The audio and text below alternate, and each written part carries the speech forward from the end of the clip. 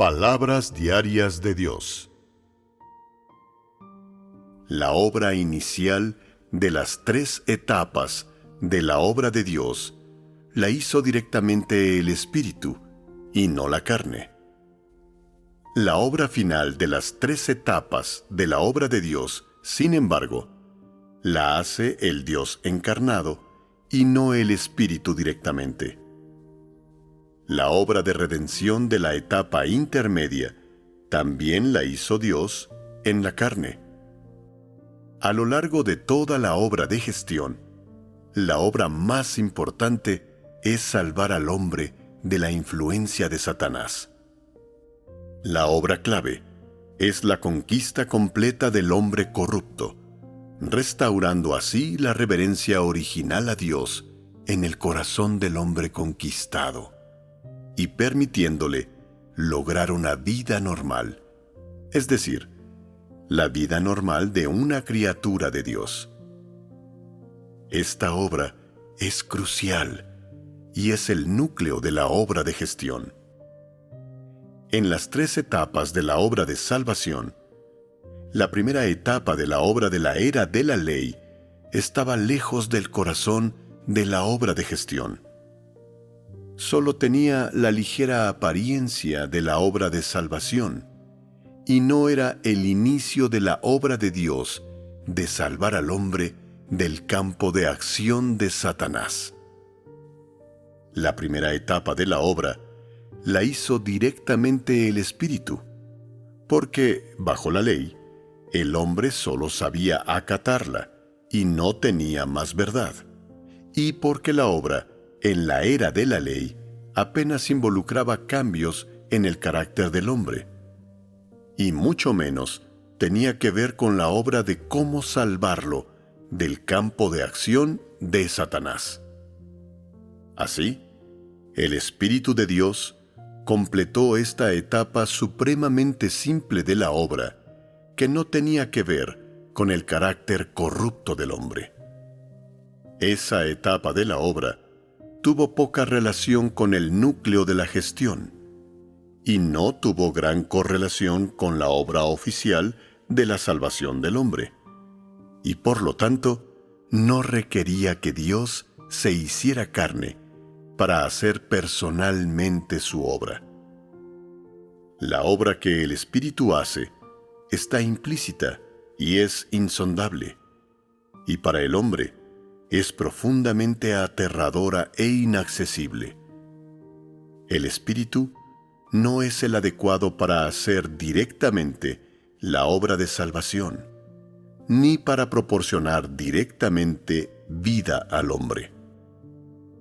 Lo más adecuado para el hombre es transformar la obra del Espíritu en un enfoque que esté cerca del hombre. Es decir, lo que es más adecuado para el hombre es que Dios se vuelva una persona normal y corriente para hacer su obra.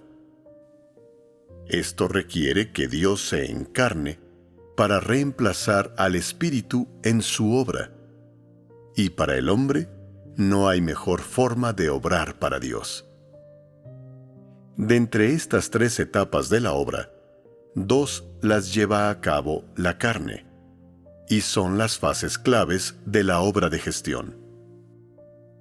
Las 2 encarnaciones son mutuamente complementarias y se complementan perfectamente entre sí.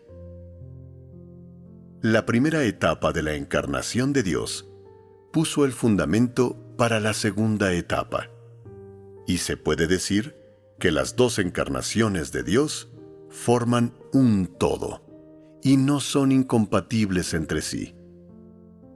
Estas 2 etapas de la obra de Dios las lleva a cabo Dios en su identidad encarnada, porque son muy importantes para toda la obra de gestión.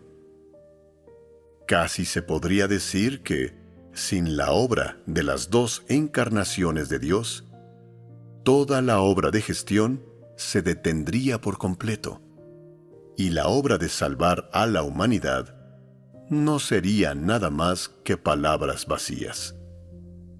Que esta obra sea o no importante se basa en la necesidad de la humanidad, en la realidad de la depravación de ésta y en la seriedad de la desobediencia de Satanás y la perturbación que causa en la obra.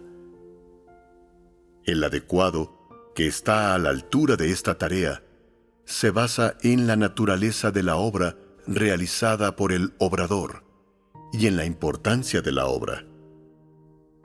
Cuando se trata de la importancia de esta obra, en términos de qué método adoptar para obrar, la obra hecha directamente por el Espíritu de Dios o la realizada por Dios encarnado o por el hombre, la primera que se debe eliminar es la obra hecha a través del hombre.